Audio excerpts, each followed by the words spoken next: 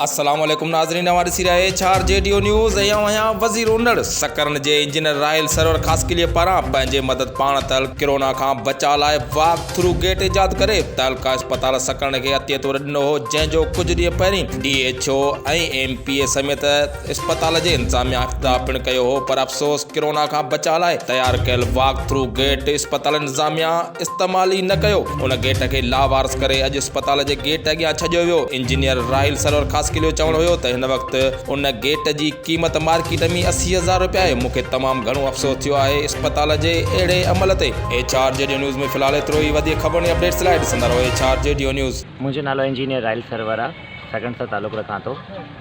हीउ गेट तक़रीबन मूं 1.5 महीनो पहिरीं पंहिंजे ॻोठ सां ठाहियो, पोइ मूं हॉस्पिटल सकरन में दोस्तनि जी सलाह जे मुताबिक़ मूं डोनेट कयो।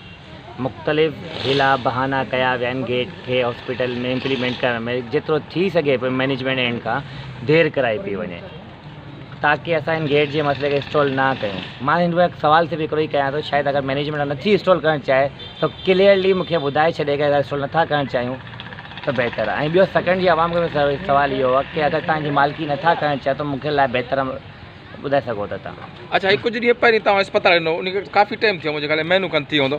MPA साहिबु पायो, ॿिया सकरन जी मौज़ शख़्सियतूं आहिनि, उन जेको इफ़्तिताह कयो उन खां पोइ तव्हां हैंड ओवर कयो अस्पताल जे। पोइ असांखे त नज़र कोन आयो किथे बि हिनखे यूज़ करण जे लाइ, तव्हां एतिरी महिनत करे ठाहियो पाए। हुन वक़्तु हिकिड़ो बहानो इहो कयो वियो कि प्लास्टिक बॉडी में आहे, हिते मेहरान कॉलोनी जेके बरोच आहिनि टोड़े छॾंदा, जे सामने पाण लैंप कोन असांखे बर्दाश्त कयो अथनि, मुख़्तलिफ़ हीला बहाना कया विया हुआ।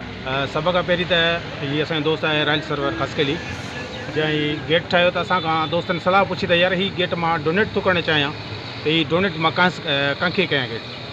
त मूं हिन चयो त मां मस्जिद में थो कयां। मुंहिंजो पहिरीं ॻाल्हि त हिन टाइम मस्जिदनि ते पाबंदी लॻल आहे, ठीकु आहे न।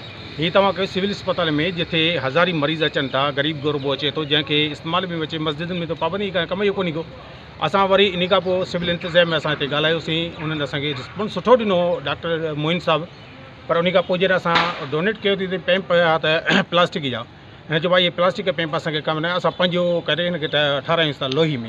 त हीअ जेको हिन में लोही फ्रेम आहे, हिन धड़ियुनि सिर्फ़ु लोही फ्रेम अंदरि पाणी लाइ जेको असां नलीअ प्रेशर वग़ैरह लाइ उन जा असां 5,000 असां वरी पंहिंजे अलावा पंहिंजे गेंदे मां राहिल सरवर पंहिंजी गेंदे मां डोनेट कया आहिनि, उहे अलॻि थियो आहे हिन में, ठीकु आहे। इन जे बावजूदि हिन टाइम मां चऊं था न कि लापरवाही हूंदी आहे, लापरवाही इंतज़ामिया अस्पताल हुअं त ठीकु आहे, ग़रीब गुरबे लाइ त दवा दुड़ी त आहे कान, पर हिकिड़ी शइ हिकिड़ो दोस्त पंहिंजे में मिली आहे, हिकिड़ी शइ महिनत करे असां इंजीनियर साहब ठाहे ॾिनी आहे शइ जो त ॾुख थो थिए इन शइ जो। यार असां सकरन लाइ को दोस्त असां कराची मां हली आयो आहे, का शइ डोनेट थो करे, का शइ साईं मुनीर साहब चयो बाबा मां तव्हांखे डोनेट तव्हां मूंखे ॾियो त आउं थो कयां, ठीकु आहे। उन जे बावजूदि असां हिते शइ ॾिनी, असां चयो न असां ग़रीबनि जे सां साईं मुनीर साहब ठीकु आहे पंहिंजे साईं, पर हिकु डोनेट असां पंहिंजे गेंदे मां धनी भरे रुपयो खां न वरितो आहे, मतिलबु क़दुरु न आहे, ख़ुदा कणी ॾिनी आहे, का क़दुरु न आहे यार इंसानियत जे अंदरि। काफ़ी सामान जो कढियो वियो आहे बेदर्दी सां, जंहिंजे अंदरि जो LED लाइट आहे, जेको UV LED लाइट हुई, जेकी 2100 रुपए जी हुई, उहा गायब कई वई आहे। अच्छा, यूज़ कई वेंदी आहे बैक्टीरिया किल करण लाइ।